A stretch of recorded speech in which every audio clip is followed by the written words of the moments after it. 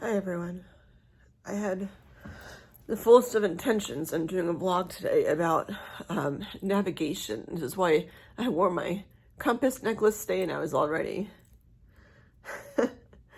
I got dressed up. I have this dress on. I have earrings on. I can't show you my bracelets because they're too far down from the phone. And then expect some tears, just giving you a heads up. And then I have these decorations for my son. I'm like super into birthdays and holidays and stuff. And I have this, which has a plastic little thing that goes underneath it. And I went to get up to take my meds because it's 2 o'clock. And I don't know if my dress hit this or it was just the air flowing by, but it fell over and I can't find the bottom, and it's clear. So I really can't find the bottom to put it back up again. And I just want my son to come home and see this stupid thing sitting on the table, and I can't find where it is, and I'm just so frustrated because it's just something so stupid. And I'm like, damn it, I can hold my boobs to myself and get on my hands and knees and look under the couch, and I did that, and I can't find it.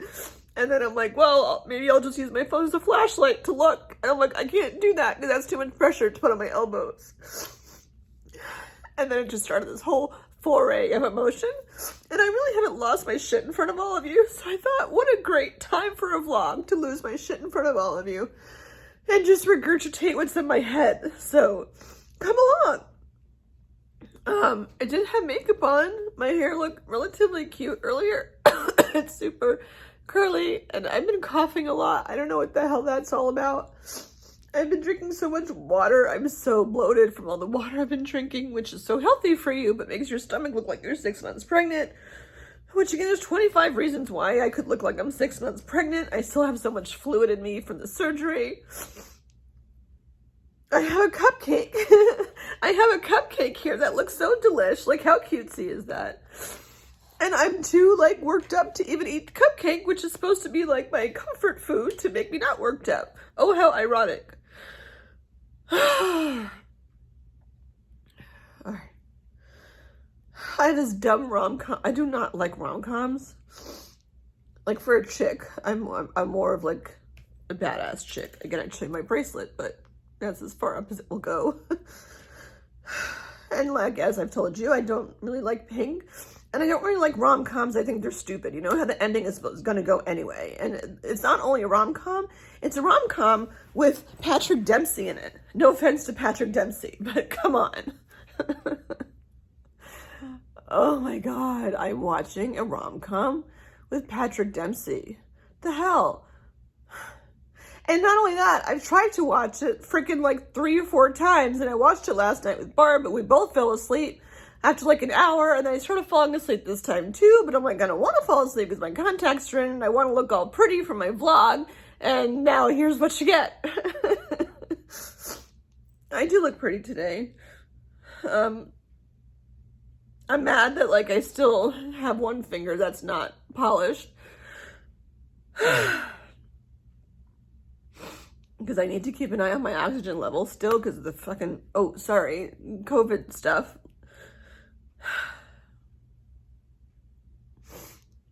I'll start with gratitude and then just leave that there because this is like the rawness that you kind of need to see.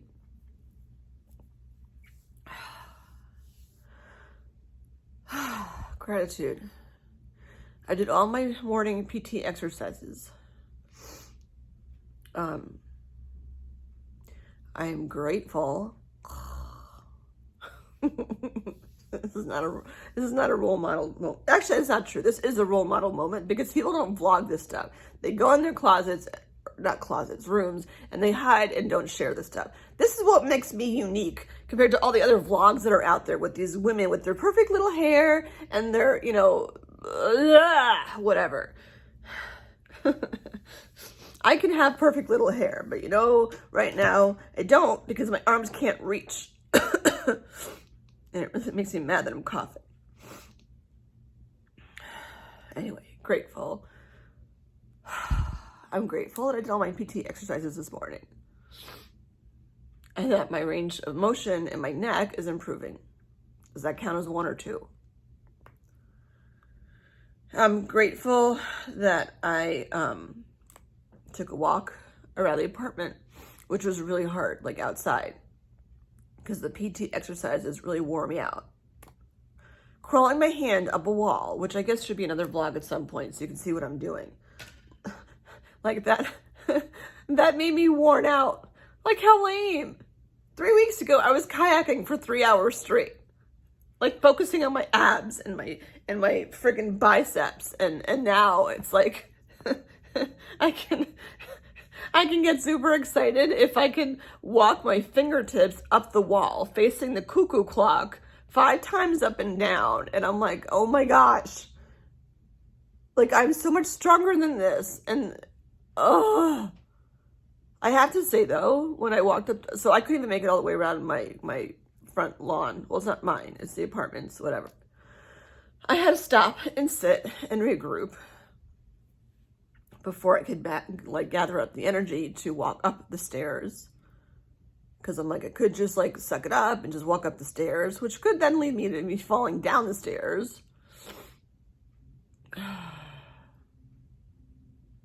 And then like, all right, I'm going to get like personal on a different level at this point, because I'm going to talk about relationships inside of this too.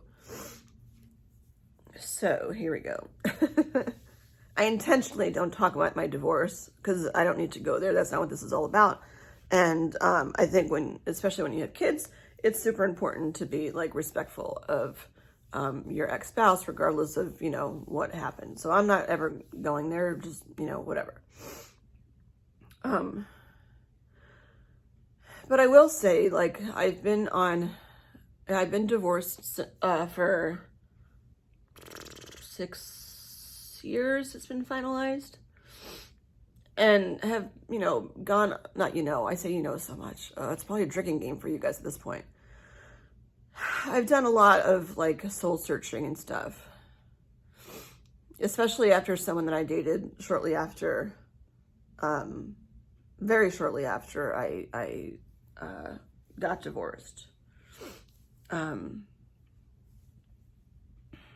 That was really tough for me. Because when you meet someone and you realize like all the things that you didn't have before, and then you find those things in someone, and you're so fresh out of a not healthy relationship, it's overwhelming in a good way, but also in a non-appreciative way. It's why they talk about rebound things, and I hate to classify him as a rebound because that's totally not what it was. But they say timing is everything, and that's totally accurate. You know, people cross your lives at certain points for different reasons. And yeah, so I was with someone for 2 years after my divorce. And then spent like a year, like, let's go out on a date every day, every weekend with online dating apps. That was educational. I still have my standards. I wasn't like floozy-ish for long. And was always safe and whatever. And then found this fantastic group, which is, again, timing is everything. After my divorce was totally done, probably about 2 years after, well, it was 2 years after, I met someone who was doing a show at the station where I work, who started a company that helps people going through divorce or even after divorce. And through that group, I mean, I'm sure she wouldn't care if I was public about that. But anyway, through that group, if you want to know about that group, just let me know. Just ask. I'll email, whatever. But through that group, I found a whole new group of friends that reminded me, well, I shouldn't say that reminded me of who I was, because I feel like the person that I was with after I was divorced really reminded me of who I was. I just wasn't ready to hear it. Yeah, timing's everything. Anyway, so I found a great group of friends, like friends that are like family, through her, because they all got it. You know, like when you go through a divorce, and depending on the circumstances of who your friends are or where you live or whatever, you know, stigma, like, oh my gosh, she's a divorced one, keep all the husbands away from her, blah, blah, whatever. So stupid at a time that you need support the most. And it's a weirdo analogy, but it's really not that different, even though I know it's not. I shouldn't say it's not health, because when you go through divorce, like, you know, I've talked about having panic attacks and stuff, and all that happened right around that time. Divorce is not easy. Even if it's amicable, like, divorces are not easy. So there is a health component. Like, there is a physical relationship that you have. I don't mean that kind of physical. I mean, like, mental health wise, and the physical ramifications that happen when you're going through tough emotional times. And at least for me, like, you know, it takes a lot of processing. And I've done so much work. You know, I found that group of friends through the divorce group, and they just, they saw me for who I was.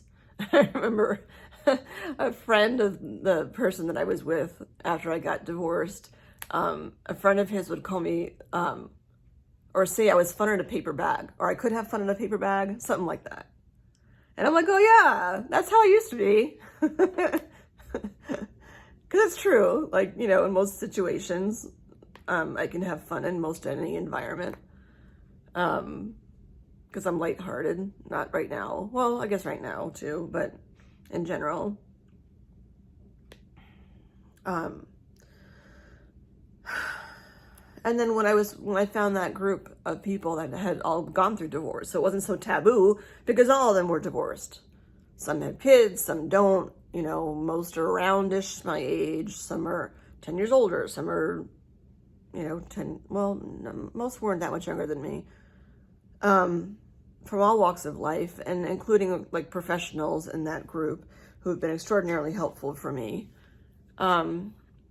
And that group also, like, those people reminded me that, oh yeah, I can be fun no matter what's going on. I remember early on when I met them, there was this barbecue that someone held, and we went kayaking. Oh yeah, that's a story. So we went kayaking, but the woman who started that divorce group, she went kayaking the next day after a lot of rain or something. She actually went over the water. There was a dam, and then obviously a waterfall after the dam, and she went over the waterfall, or over the waterfall in her kayak. And crazy story. She's okay. I mean, she whatever, she can tell that story. But like, I'm so proud of her, because she's taken like that idea of having this support system. It's not like just a support group with just, like, you know, men and women, whatever, talking about their stories. It's also like professionals, and you know, how to dress, and you know, the financial aspect, and the legal aspect, and, you know, the parenting aspect, and yeah, like how to do your hair, how to get ready for dating, like all that stuff, like every aspect you can think of. And at this point, like, she's just growing from state to state to state, and I'm just so proud of her, of how far that whole thing has gone, and the lives that she gives back to people that they didn't know that they could have. So yeah, like, that all reminded me of who I was. And it's all transitions, and it's all learning about yourself. And I intentionally, you know, I found that group of people, such great friends. It's like, no matter who I got introduced to, the majority of them at least, are still like super close friends with me, like family. And that's just so important. So much emotion today. So Barb left this morning. She went back home, and I think that's part of the emotion. I know that that's part of the emotion that I'm having right now. She stayed for 2 weeks. Like, she stepped up and did so much for me. And, you know, it's like when you go on vacation with someone for the first time, it's either, you know, it's make it or break it. It either brings you together, just like kids, like having kids. It either brings you together or it tears you apart. And I've seen more of the tearing apart with friends where like they have run, just like when you get divorced and people are like, I don't know what to do with her, and they just run. But then you have the people who stay, who help you grow. And that's the gratitude I have for her, and immense gratitude. Because before she left, I said to her, you know, when you're going through this shit, like, you just need someone to mom you. And my mom's still living. Sorry, it's not. But she's not in this state, and she's older, so I know it's not feasible for her to like take care of me, though she's been calling me every week to check in, which means so much to me. But I'm like, I just really need someone to mom me and be my friend and talk about like inappropriate things, like all of that. And that's what it was. Like, I could sit here watching Monsters University on Disney Plus, and I don't have to care because I know she won't poke fun, you know. And then we could sit there talking about totally inappropriate adult topics, and I'm like, oh, that's interesting, you know. But the key thing that she like reminded me of, that it's taken me so long to wrap my head back around, is what unconditional love is like. I have to say, like, after I got divorced, and of course you're questioning everything, I know that, like, I was shown unconditional love, and I just didn't know how to give it back, because I wasn't ready. Timing is everything. And when I met that group, from the divorce group, they showed me like what unconditional love is too. And even if there's people like that, you know, crap comes up and you have disagreements, that was how I got connected to Landmark and did all the work that I had done with Landmark. And that work, you know, while it's, I won't use the word tough, it's confronting. It's confronting, but it's given me a life that I never, ever knew that I could have. Like, it was not my idea to come up with a talk show. I guess it kind of was my idea. I don't know. Like, when I was young and I was living in New York, I'm like, oh, maybe I'll get discovered. Like, when I come into my own, I'll get discovered. And someone will walk down the street and be like, ooh, she's pretty. And I won't have to do the work. Someone will just discover me. And that's what happened with the Landmark work. And that wasn't even my intention at all of me doing that work. It wasn't about professional stuff. It was about personal, like totally. Even though obviously it works in both ways for people. Because it is a personal and professional development program and company. But I was kind of discovered because someone heard me speak. I mean, if there's one thing I've never had really an issue with since I was like kind of a teenager and on, is speaking in public.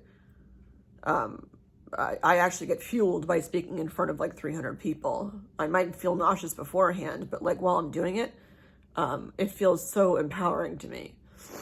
Most people, that would scare the bejesus out of them, but that's not me.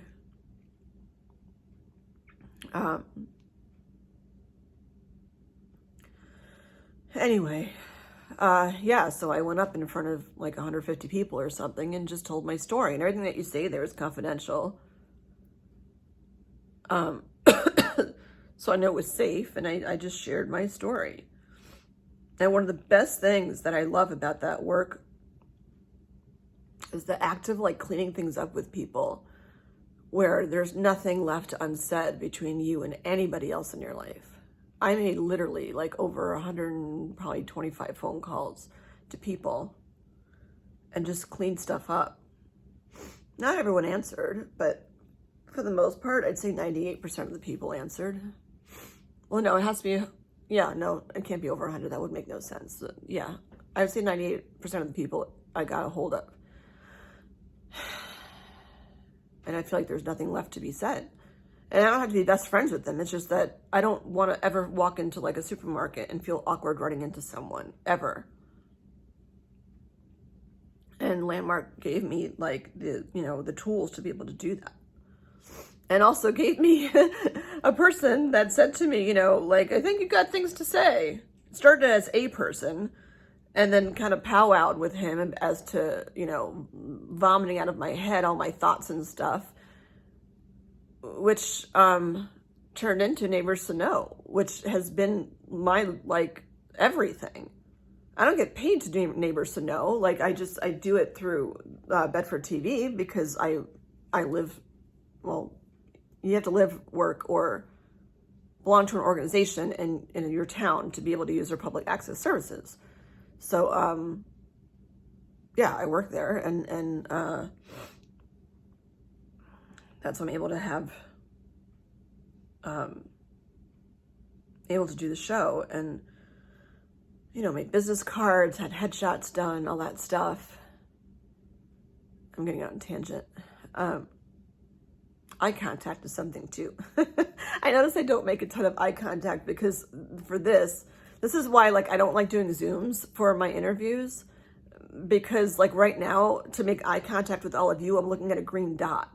And I don't want to look at a green dot. I want to look at a human being. If I do, I'm over here and I'm looking at myself, but then my eyes are off to the side and it's just weird.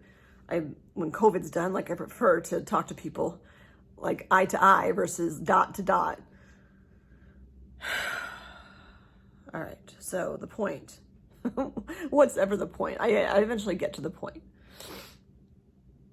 But yeah, Barb, with this whole thing going on, really helped it come back to what is unconditional love as a friend.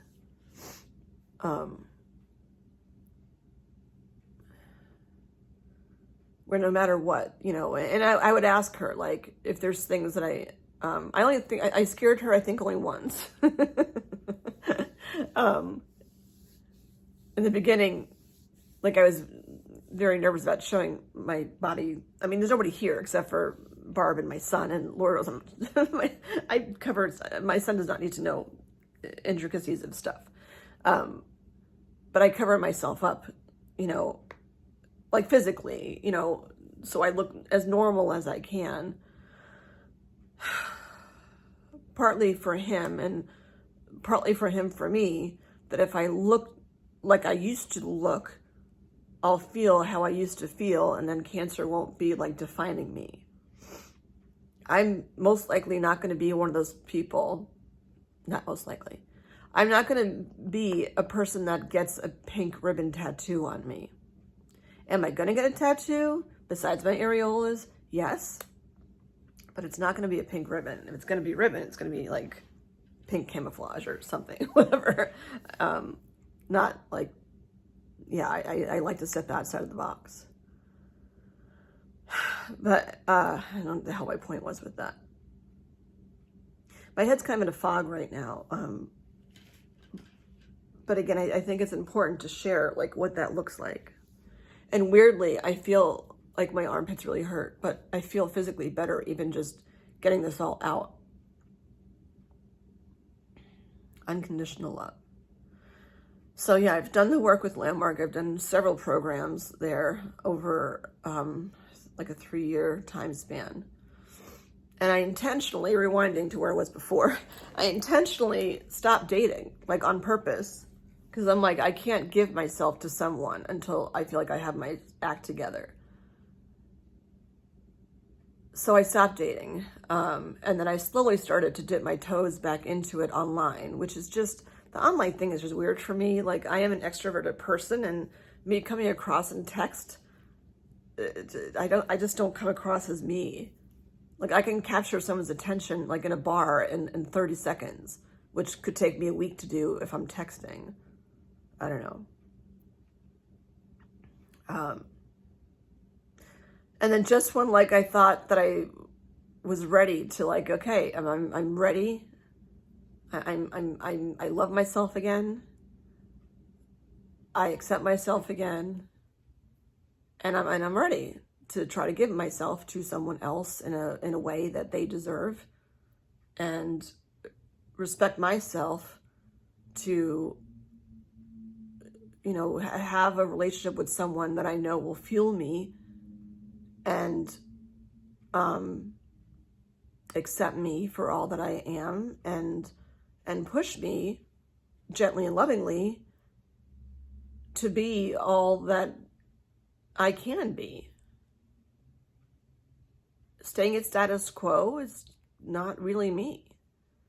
And I'd like to be with someone like the same way so that we both fuel each other, you know, to be better people and to give stuff to the world. And who that is, I don't know. Whatever. A weird thing is when I was out walking and I had my time out at the rocking chair waiting to get enough energy to finish walking, it looked like I was coming out of where our mailroom is. But I was just going down the stairs and this guy came up. I don't even know if I assume he lives here, but I've never seen him before, who looked weirdly like my ex-boyfriend. And he asked me if the mailroom was open. And I'm like, I don't know, which is probably a bizarre answer when you're coming down the staircase of where the mailroom is. But that's not where I was. And I think that's what kind of brought it all back. And then it was exhausting to get up the damn stairs. Ugh. But gratitude, because I only did one or two, whatever I did. When I was walking up the stairs and you're walking super, super slow, the benefit to that is it is a great isometric stretch on your glutes. So I feel like I'm going to have really good glutes after all this stuff. As I've gotten older, and especially as I've hit menopause or perimenopause, as awful as that is hormonally, all of a sudden I have a butt. I used to have a small butt, and now I actually have one that has a curve to it. So I'm like, where'd this come from? Whatever. Maybe breast cancer is just going to help with my butt. I lose my boobs and I get a butt. Well, I don't lose my boobs. I just trade them in. But yeah, I learned from Barb unconditional love the past 2 weeks. And then I would say to her, you know, if I asked her to do something, I wasn't sure how she felt about it, like being okay with her saying no, although she never said no. Mostly like when you're in the bathroom and you're showering and stuff. There are certain parts I just can't, like even my armpits. And yesterday a big thing was taking the bandages off. When the nurse took the bandages off of me that were on there from when the drains were removed, the way it pulled left my skin a little raw, like so raw that it hurt to wear a bra, and I can't not wear a bra for too long because that's not comfortable either. My boobs feel like they just weigh a million pounds if I'm not wearing a bra. Oh, my head is everywhere. I'm sorry. The heck was I just saying? Oh my gosh. Oh, this is habit crap, and I shouldn't be doing that. Arms down. Oh, so I had these marks on me and they hurt. Like my skin was just really raw. And I don't want to put anything on anything because I don't want something to like, you know, leak down to where my stitches are. Like that still has to be like clean and bare and stuff. Like I want to fix my hair and I just can't reach. So another reason why I'm more emotional today is because I don't have any bandaging on at all today for the first time since surgery. I mean, my stitches are still there. Some of them are starting to dissolve or whatever's happening to them. I don't get the dissolvable stitches. Like I get them in theory because I've had them in my mouth before for dental work. Like I had a dental implant. That was my own fault for not following up and going back to the dentist. I had a crown done and I forgot to go to get the permanent crown put in. Anyway. Oh gosh, I'm all over the place. But weirdly feel so much better. So yeah, I've got no bandages on me at all. And it feels, oh, the stitching. So the stitching that's, well, everywhere that they've done stitching. If it's dissolvable, I would think it's more thread-like. But when I feel the stitching, it's pokey. It's hard. It's like plastic. which makes sense because you need some pretty durable stuff. But it's almost like fishing wire or something. And I'm like, how does fishing wire dissolve? And will it take forever to dissolve because it's like so thick? I mean, in the grand scheme of things, it's not thick. But when I poke on the end of it, I'm like, wow, that's pokey. And Barbara's fine with like cleaning that up. And yesterday was the first day that I just said, like, I just had to suck it up and just deal with the freaking pain to get the bandage off. You know, it's like literally when you're pulling a Band-Aid off, I'm like, be gentle. I thought showering with the water, because I had put gauze on it and it stuck. But I thought if I showered, it would come off. Once it came off, the other one that was the most raw did not come off. And I'm like, I just have to pull it off. It might start bleeding and I can put pressure on it until it stops bleeding, but I just need the bandages off. And they're supposed to be off. It's not like I was doing something I wasn't supposed to be doing. It was on the raw part. It wasn't on like where the doctor had put gauze. But man, when she ripped that stuff off and she's like, should I stop? And I'm like, nope, just like, let's just get it done. I'm a big girl. Inhale, just get the crap off. And she got it off and holy shit, did that hurt. But it's off and it's done. And I'm back to the black bra, which I don't like how the pink one is just not comfortable. There's something with the Velcro, it just, the way it's made is not as comfortable. Even though it's the same exact bra. You know, I would say like the helpful thing is, you know, I still have my backup lights over here. I don't know if you could see them. I can't pull anything down, but you know, where text with the Velcro was. I would say for those of people going through all this, when you get your bra when you leave, I would ask for a second one. I didn't even think to do that. I didn't get a little goodie bag when I left. But I would definitely say to ask for a second bra, whether you think you need it or not. The armpits stinking is like really getting on my nerves. Like I showered yesterday and then this morning I woke up and I'm like, I'm going to try to be as normal as possible. And I took a wipe, because I didn't want to rub too much with soap and stuff. So I took a cleansing wipe and wiped my pits, and I was able to do that, like reaching wise. And then I put my shirt on, and within like 5 minutes, I'm like, I smell stinky pit again. Like, what the heck? And my armpits are hairy. So I'm like, you know, maybe another reason why I'm not ready yet. I am ready. I'll just need to make sure I find someone who has somewhat of a bohemian side that doesn't mind my hairy armpits. Anyway. But Barbara's okay with all of that. And on my Facebook page, on my Facebook page, I had made a comment, not the invasive ductal carcinoma one, my personal one. I made a comment or whatever I said about all the stuff that was going on. And then my former band teacher when I was in high school commented back about how, you know, it matters what's on the outside, or in the backwards. What matters is what's on the inside, not what's on the outside. Which, yes, it's true. I get that. I know that. But hearing it from him was different because because he was my teacher, I feel like, well, that's what you're supposed to say. And then this guy that I went to high school with, who's in my brother's grade. There's the thing about my brother's grade in high school had a ton of guys in it who were like super hot. And yeah, it's so funny. I don't know what was with that class, but anyway. And one of them was the person that I dated after I got divorced. Though I didn't know him in high school. But anyway, so this other person commented after my band teacher, because he was in band too and in my brother's grade. And he said I don't know what exactly his words were, but basically reiterating that, yeah, like whoever I'm going to be with shouldn't give a crap, you know, if I have scars on my boobs or whatever it is, because it is all about like who I am on the inside that matters. And like I've kept in touch on social media with him over the years. He used to always pinch my brother and my cheeks in high school because we're like, you know, I guess we looked alike, whatever. And while he's attractive, no offense if he's watching, but like super attractive. I'll share a story actually, because that will take care of the no offense thing, because this will make him smile, because I probably have never said this to him before, but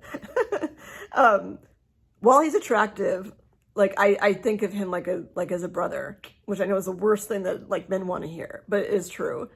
Though having said that, I feel like that about him now. When I was in high school, I think he thought that of me, like the little sister, because I was my brother's little sister, whatever. But I remember there was one of the concerts that we had. So if he's watching, like, this will make up for the crap. She sees me only as a brother. That kind of sucks. Who knows? Anyway, I remember that there was a concert we had in high school. I must have been a freshman or sophomore, just because of the aging of between the two of us. And I remember he kissed me on the cheek, and I was like, oh, or it was on the hand. I don't remember, but I remember I was like, I'm never washing my cheek ever again. So naive to be 14, 15, whatever. But no, I truly think of him like as being like family. I don't know. But my point with all this is, hearing that comment from him was very different from hearing it from my band teacher. And when I read that he said that, what matters is, sorry, stop clicking with that in case it's making sounds, that what really matters is, the person that's going to be right for me, like my person, is going to be someone who doesn't care about all those things and will love me, with all of those things. And, it's hard to find the right person at the right time when you're both ready for each other. And I'm not like giving up on that whole thing. I truly think that, there's people out there, whatever, and we'll see what happens. But it meant a lot coming from him because, like, I had a crush on him in high school. Spoiler. I had a list. This is a story over a beer or something too. But I had a list because I had crushes on a lot of people. But he was always like in the top 5. I was pretty boy crazy when I was in high school. But hearing that comment from him just meant so much more. Even though, like, it's not like I'm getting, not that I'm trying to aspire for something with him. It's not that. Again, no offense. It's just to hear from someone in like that cohort of people that, have their act together and that you respect and that you find attractive, to have someone like that tell you that it's okay and you deserve a person that's going to love you no matter what you have going on. Like that, yes, Jen, like you deserve unconditional love. That's what I took from that comment. And I don't know if I ever told him that. And if not, I'll send him the link so he can see this.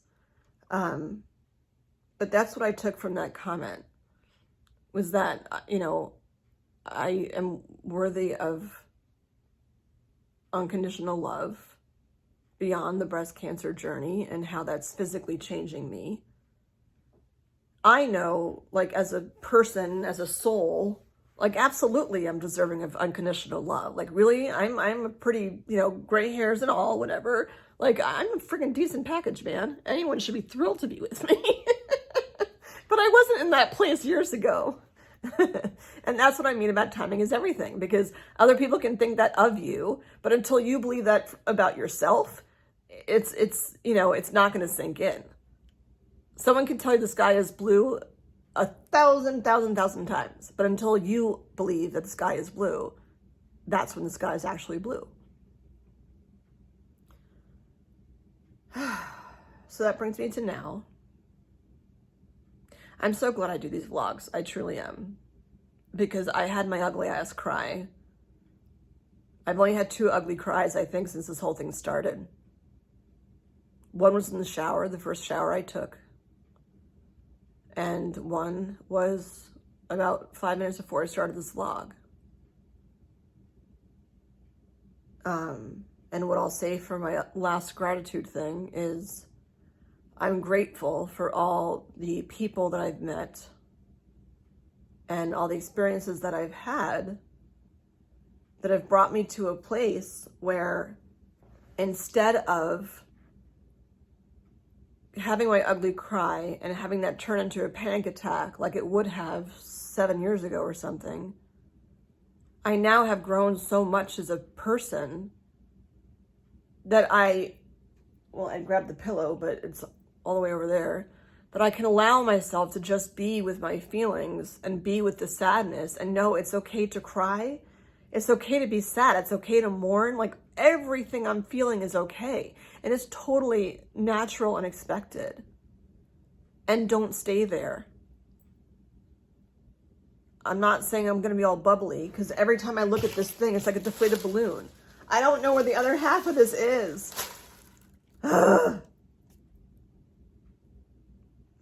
Before my son gets home tomorrow, I'm a week behind on posting these, so by the time you see this, my son will already have seen all this stuff. But like, I'll figure something out about how to get this upright. Right now, I just don't have the energy to. Maybe it's meant to not be upright, because when I watch it, when it's like this, I can't watch TV because it's in the way. And then I can't finish watching my rom-com with Patrick Dempsey. So everything happens in its own time. Oh, and I'll throw in a fourth gratitude or whatever I'm up to, that I'm grateful that I can laugh right now, and my Tylenol has worn off. My Tylenol wore off 3 hours ago, and my boobs are not in excruciating pain. Woohoo! All right. So I'm going to work over the next couple of days to get these more updated. You know, now that my house is quieter. Well, not quieter. It was quieter before. I mean, I'm getting through the balancing and figuring out the balancing of no one's here for accountability, but yet putting things in place to have accountability. I think I texted Barb like 20 times already today. She's like, "You're not going to need me." I'm like, "Really?" I set Alexa up to tell me reminders, but those are just annoying for me. I've reached out to some friends about having walking buddies and stuff, but I'm only reaching out to certain people. Again, because of COVID, which sucks, but whatever. But I love how things come around full circle. Oh, and like my roots are showing. It does not make me feel good. So figuring all that out. And taking care of myself. And being okay with the crying and the fits, whatever. Well, I don't really have the energy to have a fit. Being okay with the crying. And just turning it into something else. Turning what would have been a panic attack 7 years ago to now doing a vlog that is reaching. Like, I looked at my reach on YouTube. There's people in like 5 different countries watching this stuff. I should subtitle. I know there's an option. I haven't even ever opened up YouTube on my laptop to watch any of these. It's solely from my phone. I upgraded my phone last year before the whole COVID thing, because I'm like, oh, I'm going to upgrade my phone, and I'm going to videotape all this stuff for my son and for band and stuff, and I'll be the videographer. And then all this happened, and I'm like, well, now I can't reach. But I do know a lot of people. And I'll do what I can to make sure I capture those moments and those images and whatever.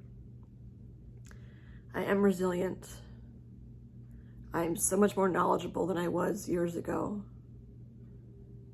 I don't take back a second of my life at all. I don't have regret for the things that I've said or done. They might not have come across the best way.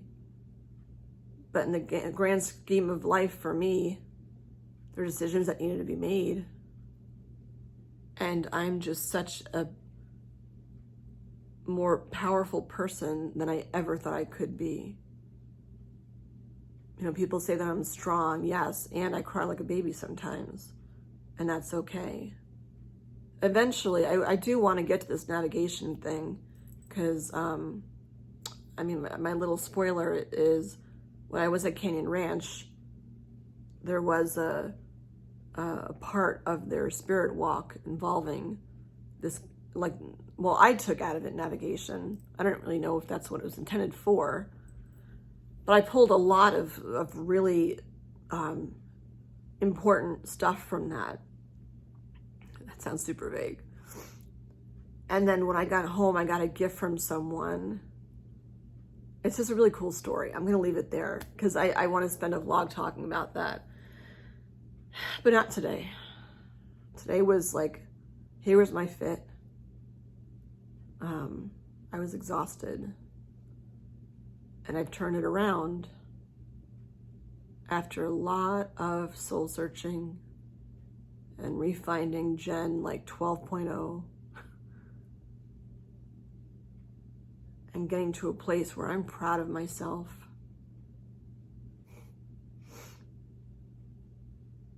A lot of experiences I've had in my life, and I'm proud of myself. And we'll see what the next 5 minutes brings, see what the next hour brings, whatever.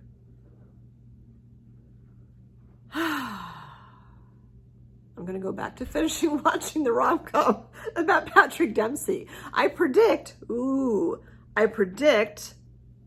right, one of two things. Either the girl that he really likes is gonna still get married to the guy that she wanted to, and he's gonna meet someone new and live happily ever after, or she's not gonna get married to that guy. He's gonna whisk her away from him, and then they'll live somewhat happily ever after until they realize that, wait a minute, this wasn't really meant to work out after all.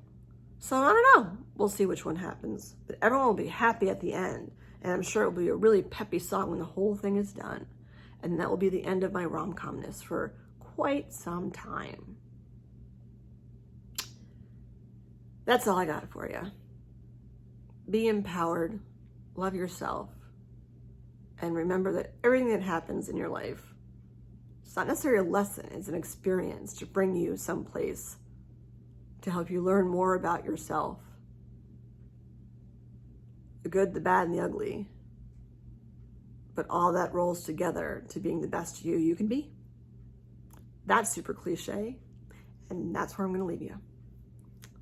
Wait, I forgot to do, I mean to prep so much to be like, reach over and hit the stop button, but that was, if I wanted to edit, which I'm not going to, I'd rewind and just like stop right there. So pretend I was there and then bye.